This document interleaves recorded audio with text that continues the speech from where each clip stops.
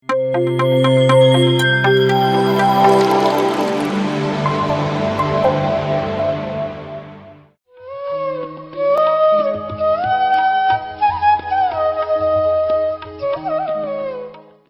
ಓಂ. ಈ ಇವತ್ತಿನ ಈ ಧ್ಯಾನ ಮಂದಿರ ನಾನು ಭಾಳ ಹಿಂದ್ಗಡೆ ನೋಡ್ತಾ ಇದ್ದೆ, ಇದೇನು ಕಟ್ತಿದ್ದಾರಪ್ಪ ಅಂಥೇಳಿ.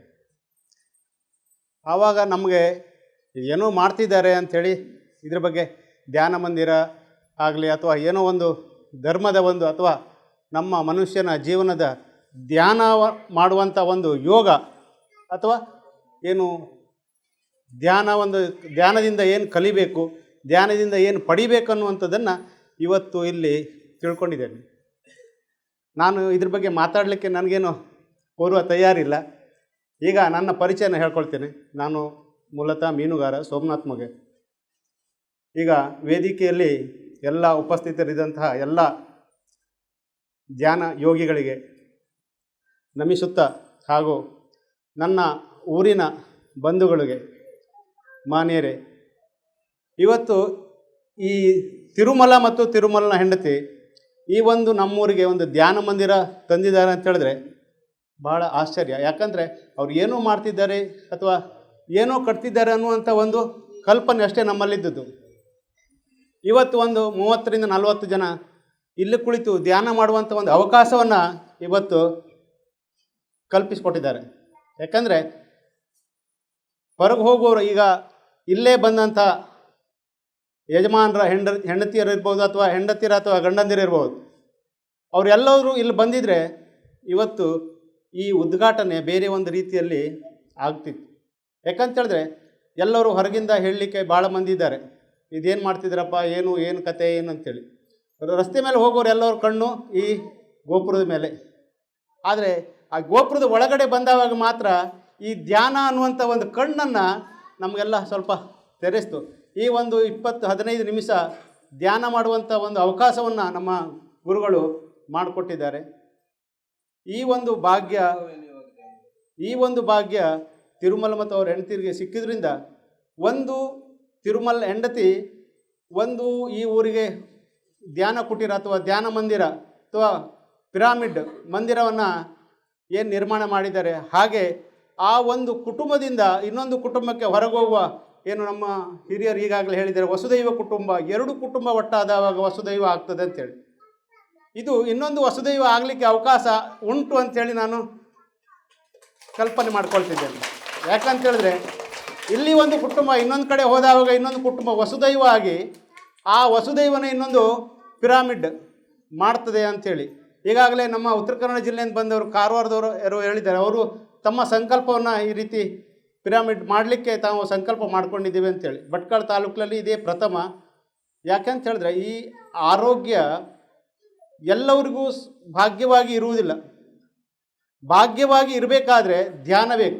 ಧ್ಯಾನ ಯಾವ ರೀತಿ ತಪಸ್ಸಿನಿಂದ ಅಥವಾ ಏನೋ ಒಂದು ಪರಿಶ್ರಮದಿಂದ, ಕಠಿಣ ಪರಿಶ್ರಮದಿಂದ ಈ ಧ್ಯಾನ ಮಾಡುವಂಥದ್ದನ್ನು ಇಲ್ಲಿ ನಡೀಲಿಲ್ಲ.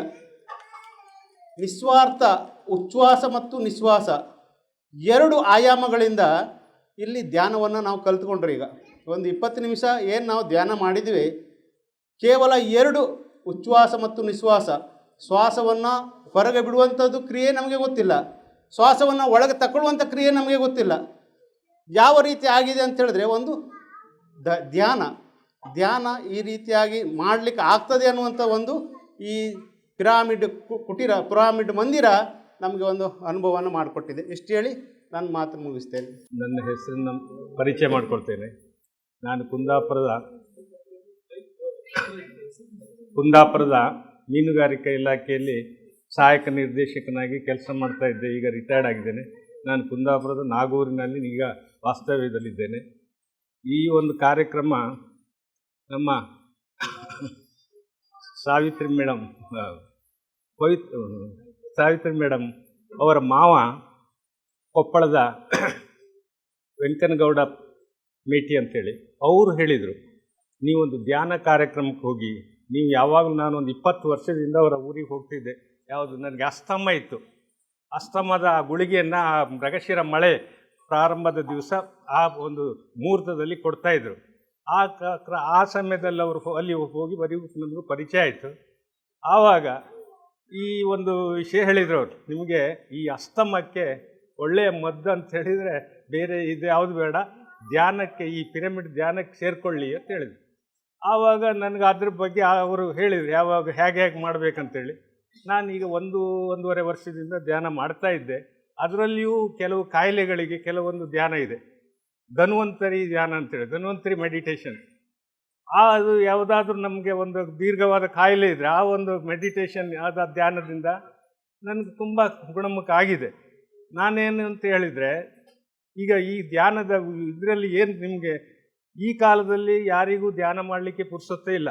ಯಾಕಂದರೆ ಎಲ್ಲ ವಾಟ್ಸಪ್ ಯುಗ, ಎಲ್ಲರ ಹತ್ರ ಮೊಬೈಲ್ ಸ್ಮಾರ್ಟ್ ಫೋನ್ ಇರೋದ್ರಿಂದ ಅವ್ರಿಗೆ ಅದು ನೋಡೋದ್ರಲ್ಲೇ ಸಮಯ ಹೋಗ್ತೀವಿನ ಈ ಧ್ಯಾನ ಮಾಡಲಿಕ್ಕೆ ಏನಾದ್ರು ಹೇಳಿದರೆ ಎಂತ ಹೇಳ್ತೀರಿ ಮಾರಾಯರೆ ಅಂತೇಳಿ ಹೇಳ್ತಾರೆ. ಬಿಟ್ಟರೆ ಈ ಧ್ಯಾನಕ್ಕೆ ಈಗ ಈ ರೀತಿಯ ಒಂದು ಪ್ರಚೋದನೆ, ಈ ಪಿರಮಿಡ್ ಧ್ಯಾನವನ್ನು ಮಾಡುವಂಥ ಈ ಒಂದು ಕೇಂದ್ರವನ್ನು ಸ್ಥಾಪನೆ ಮಾಡೋದ್ರಿಂದ ಎಲ್ರಿಗೂ ಬಂದು ಒಟ್ಟಿಗೆ ಕೂತ್ಕೊಂಡು ಧ್ಯಾನ ಮಾಡಲಿಕ್ಕಾಗುತ್ತೆ. ಆದ್ದರಿಂದ ನಮ್ಮ ದೀಪಾ ತಿರುಮಲ ಮೇಡಮ್ ಅವ್ರ ದಂಪತಿಗಳು ಈ ಒಂದು ಪರಿಶ್ರಮ ಪಟ್ಟು ಈ ಒಂದು ಪಿರಮಿಡ್ ಧ್ಯಾನ ಕೇಂದ್ರವನ್ನು ಸ್ಥಾಪನೆ ಮಾಡಿದ್ದಕ್ಕೆ ನಾನು ಭಾಳ ಸಂತೋಷ ಪಡ್ತೇನೆ. ಸಾಧ್ಯವಾದರೂ ಅಲ್ಲಿಂದ ಕೂಡ ಅವ್ರಿಗೆ ಯಾವುದಾದ್ರೂ ಒಂದು ಒಳ್ಳೆಯ ವಿಶೇಷ ಕಾರ್ಯಕ್ರಮ ಇದ್ದು ನಾನು ಕೂಡ ಇಲ್ಲಿ ಭಾಗಿಯಾಗುವ ಅಂತೇಳಿ ನನಗೆ ಇವತ್ತಿನ ಇವರೆಲ್ಲ ಭಾಗವಹಿಸಿದ್ದು ನೋಡಿ ಭಾಳ ಖುಷಿಯಾಯಿತು. ಅದೇ ರೀತಿ ನೀವು ಏನೇ ಇರಲಿ, ಎಷ್ಟೇ ಸಮಯ ಇರಲಿ, ಒಂದು ಸ್ವಲ್ಪ ಆದರೂ ನಿಮ್ಮ ಒಂದು ಲೈಫ್ನಲ್ಲಿ ಒಂದು ದಿವಸದ ಒಂದು ಇದರಲ್ಲಿ ಸಮಯ ಮೀಸಲಾಗಿಟ್ಕೊಂಡು ಒಂದು 2 ತಾಸು ಅಥವಾ 3 ತಾಸು ಧ್ಯಾನ ಮಾಡಿ. ಖಂಡಿತ ನಿಮಗೆ ಈ ಧ್ಯಾನದಿಂದ ತುಂಬ ಪ್ರಯೋಜನ ಆಗುತ್ತೆ. ಮುಂದೆ ನಿಮಗೆಲ್ಲ ಆರೋಗ್ಯವಂತರಾಗಲಿಕ್ಕೆ ಗುರುಗಳು ಹೇಳಿದ ಹಾಗೆ ಎಲ್ಲ ರೀತಿಯಲ್ಲೂ ಒಳ್ಳೆಯದಾಗುತ್ತೆ. ಆದ್ದರಿಂದ ನಮ್ಮ ಗುರುಗಳಾದ ಎಲ್ಲ ಈ ಪ್ರೇಮ್ನಾಥ್ ಸರ್ ಅವರು ಮತ್ತು ಇಲ್ಲಿ ಭಾಗವಹಿಸಿದಂಥ ಎಲ್ಲ ಕಾರ್ಯಕರ್ತರು ಈ ಒಂದು ಕಾರ್ಯಕ್ರಮ ನಿರೂಪಿಸಲಿಕ್ಕೆ, ಹಾಗೆ ಇದ್ರ ಬಗ್ಗೆ ಏರ್ಪಾಡು ಮಾಡಲಿಕ್ಕೆ, ಆಯೋಜಿಸಲಿಕ್ಕೆ ಕಾರಣಕರ್ತರಾದ ಆ ಒಂದು ಸಮೂಹದ ಎಲ್ಲ ಕಾರ್ಯಕರ್ತರಿಗೂ ಅವರಿಗೆ ನಾನು ಅಭಿನಂದನೆಗಳನ್ನು ಸಲ್ಲಿಸ್ತೇನೆ. ನಾನು ಅಲ್ಲಿಂದ ಏನೋ ಬಹಳ ಇಂಟ್ರೆಸ್ಟಿಂದ ಬಂದೆ. ಈಗ ಬರೇ ಒಂದು ಅರ್ಧ ಗಂಟೆಯಲ್ಲಿ ಒಂದು ಧ್ಯಾನ ಮಾಡಿಸಿದ್ರು. ಏನಾಯಿತು ನಿಮ್ಮ ಅನುಭವ? ನಾನು ಕೆಲವೊಂದು ಕ್ಲಾಸಿಗೆಲ್ಲ ಹೋಗಿದ್ದೆ, ಈ ಪ್ರಾಣಾಯಾಮ ಕ್ಲಾಸಿಗೆಲ್ಲ. ನಾನೊಂದು ಲೋಕಕ್ಕೆ ಹೋದಾಗಾಯಿತು. ಯಾವುದೋ ಒಂದು ಲೋಕದಲ್ಲಿ ತೇಲಾಡ್ತಾ ಇದ್ದೆ, ಅದರಲ್ಲಿ ಏನೇನೋ ಒಂದು ಇದು ಬರ್ತಾ ಇದೆ. ನಿಮಗೂ ಏನೋ ಅನುಭವ ಆಗಿರ್ಬೋದು. ನಿಮಗೇನೋ ಒಂದು ಪ್ರಾಣಿಯೋ ಪಕ್ಷಿಯೋ ಒಂದು ಚಿತ್ರವೋ ಒಂದು ಭೂಪಟವೋ ಯಾವುದೋ ಒಂದು ಕಾಣಿಸಿದೆ. ಅದೇ ಇದರಲ್ಲಿ ಆ ಧ್ಯಾನ ಅಂತ ಹೇಳೋದು ನಿಮಗೆ ಆಲೋಚನೆಯನ್ನು ಬಿಡಬೇಕು.